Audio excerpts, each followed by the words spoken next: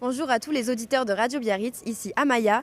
Nous sommes ici pour l'occasion du festival Will and Wave et on est J-2 avant l'ouverture du quoi De l'Art Ride. De l'Art Ride, pardon, j'ai du mal. Qui est l'exposition organisée en parallèle du festival. Ok, donc vous c'est Jeanne, c'est ça? Exactement. Donc quelle est votre place dans le festival? À quoi vous servez? Alors moi je suis la responsable de la production de l'exposition. Qui a lieu donc au skatepark de Biarritz.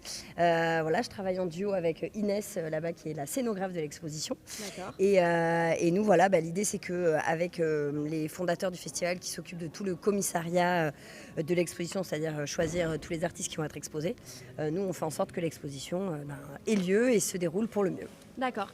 Et ça fait combien de temps que ce festival et cette exposition a lieu?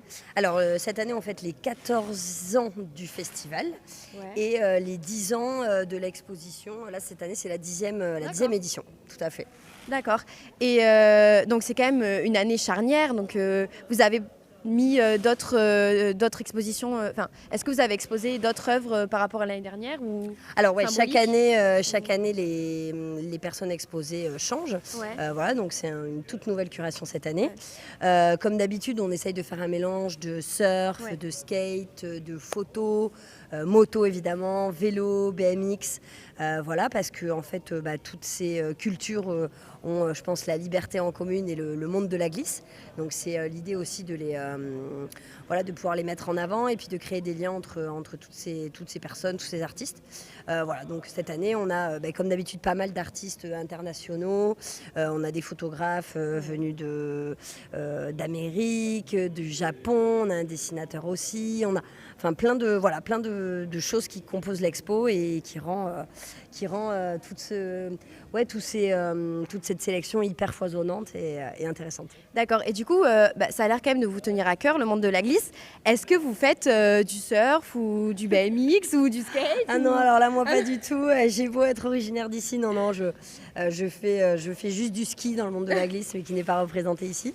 Mais bon, c'est hyper intéressant de côtoyer toujours une communauté qu'on ne connaît pas, des rencontres. Tout le monde est vraiment adorable, donc c'est super riche ça, comme expérience humaine à ce niveau-là.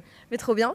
Et donc, l'ouverture de l'exposition, c'est jeudi à 18h, c'est ça? Exactement. Alors, ça commence jeudi à 18h, tout à fait. Il y a l'inauguration, donc avec l'ouverture des portes au public, c'est en accès libre. Il y a aussi pas mal d'activations, comme des concerts, des démonstrations. Et puis après, on sera ouvert pour l'exposition vendredi et samedi de midi à 20h. Et en parallèle, donc il y a le festival qui lui ouvre ses portes demain matin à 10h. Donc à la Cité de l'Océan. Il est ouvert donc de mercredi à dimanche. Et là, pour le coup, il y a vraiment une programmation qui est assez dingo entre concerts de musique, démos, mur de la mort, compète de surf, initiation au skate. Il y a un gros foot court. Enfin, c'est vraiment hyper foisonnant. Il y a évidemment le village des créateurs aussi. Donc c'est vrai que c'est un événement qui est destiné à tous les curieux et pas seulement qu'aux personnes fans de moto. Et c'est un événement qui est quand même hyper aussi multigénérationnel parce que vraiment il y en a pour tous les âges et pour tous les goûts. Ok, merci beaucoup à vous Jeanne, ça fait un plaisir. Merci beaucoup. C'est toujours super long Patrick quand tu es